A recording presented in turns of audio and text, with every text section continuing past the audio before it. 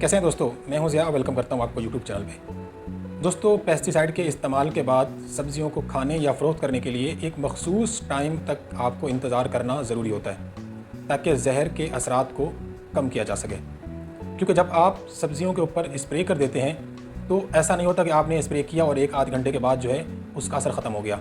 कुछ पेस्टिसाइड ऐसे भी होते हैं जिनका असर हफ्तों तक रहता है। अगर आप उस सब्ज़ी को खा लेंगे तो वो आपके लिए बहुत ही ज़्यादा डेंजरस हो सकती है और रिसर्च के मुताबिक ये कैंसर कॉजिंग भी हो सकती है।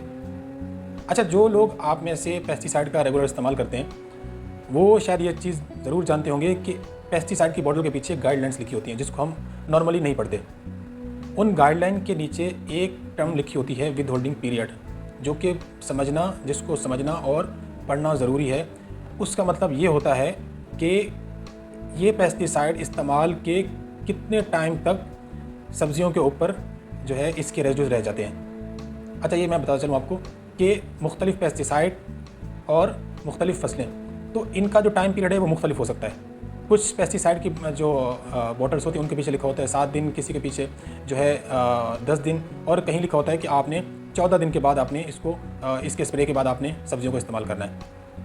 अच्छा, यहाँ मैं आपको बताता चलूँ कि कुछ बॉटल्स ऐसी भी होती हैं जो हमारी लोकल कंपनीज़ हैं, वो ये विद होल्डिंग पीरियड मेंशन नहीं करती। तो अगर वो मेंशन नहीं करती तो अब हमें क्या करना चाहिए, हमें स्प्रे के कितने टाइम के बाद सब्ज़ी को इस्तेमाल या फ़रोख्त करना चाहिए। दोस्तों, रिसर्च के मुताबिक अगर किसी बॉटल के पीछे गाइडलाइन में विद होल्डिंग पीरियड नहीं लिखा हुआ और आपको नहीं पता कि आपने स्प्रे करने के कितने टाइम के बाद इस सब्ज़ी को आपने इस्तेमाल करना है, तो आपने अपने तौर पर कम से कम 2 हफ्ते का गैप देना ज़रूरी है। यानी कि अगर फ़र्ज़ करें कि आज मैंने स्प्रे किया है तो मैं 2 हफ्ते के बाद उस सब्ज़ी को फ़रोख्त करूँगा या उसको इस्तेमाल करूँगा। उससे पहले आप उसको इस्तेमाल नहीं कर सकते।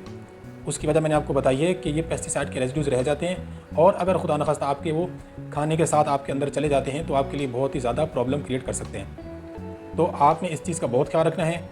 आप सब्ज़ी बाज़ार से लें या आपकी अपनी सब्ज़ी हो तो उसको आपने अच्छी तरह से वॉश कर लेना है ताकि आपको पता चले कि हाँ, इसके ऊपर अगर रेजिड्यू थे भी सही तो मैंने उसको साफ़ कर दिया है। और अगर आप खुद स्प्रे करते हैं तो कम से कम 2 हफ्ते का आपने गैप देना ज़रूरी है, उसके बाद आप सब्ज़ी को इस्तेमाल कर लें।